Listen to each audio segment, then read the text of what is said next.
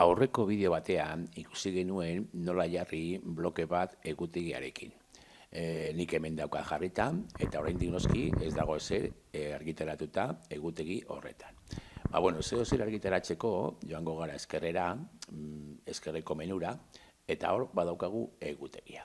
Sakatzen badugu egutegian, hori agertuko zaigu egutegi bat, eta hor bertan, nahi dugun lekuan, hori ekitaldi bat edo ekintza bat publikatu nahi badugu, oso horreza da.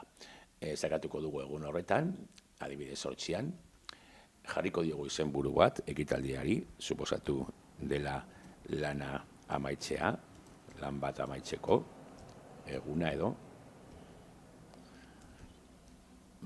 Eta hemen badaukagu, data ja hartu dugu, zuzen, baina hemendik aldatu aldugu.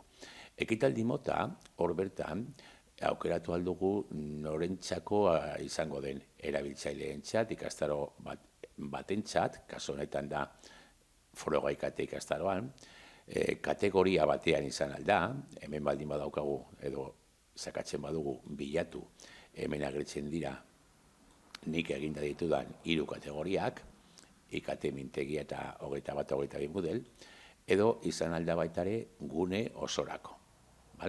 Eta guztietan agertu, leku guztietan agertu egutegi hori. Edo ekintza hori. Baina normalean egingo dugune izango da ikastaroarentzat.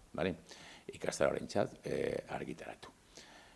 Egiten badugu erakutsi gehiago, hemen egin aldugu azalpen bat,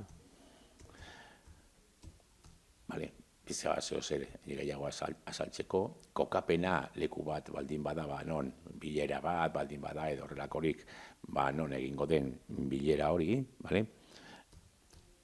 non egingo den, iraupena duen ala ez, amaiera data jarri nahi badiogu, baina normalean jarriko dugu, adibidez lana amaitzea baldin bada, iraupenik gabe.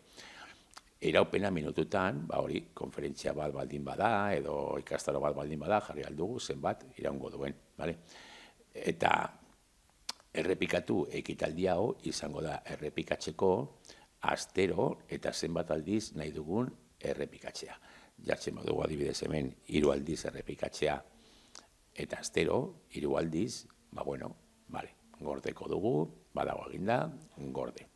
Eta ikusten duzuenez, hemen agertzen dira, 3 aldiz, ekintza berbera. Ikasleak blokea aktibaturik baldin badauka, baldin badaukate aktibaturik egutegiaren blokea horrela ikusiko dute. Eta hemen, jartzen badira gainean, ikusiko dute azalpena eta zer den ekintza hori. Hemen badaude aukera batzuk eskutatzeko gunea ekitaldiak edo kategoriakoak direnak, edo ikastaroarenak direnak, edo taldeakoak direnak. Normalean eta gauza asko jartzen ez baditugu, utziko ditugu guztiak biztan, argi izateko zer dagoen. Orduan ikusten duzuenez, oso erreza jartzea ekintzak hor bertan egutegian, eta denok ikusteko, noski, ikasle guztiek ikusteko, aktibaturik izan beharko dute, behar bada, egutegiaren, panela edo, blokea. Zabalduko dugu ikaslearen modela ikusteko nola ikusten duen berak, eta bertan, orokorrean baldin badago, aktibaturik baldin badauka blokea hemen agertzen zaio, eta desaktibaturik baldin baditu bloke horiek, egutegian sakatuz, hor, baitare ikusi ahal izango du, zein den publikatu dena egutegian.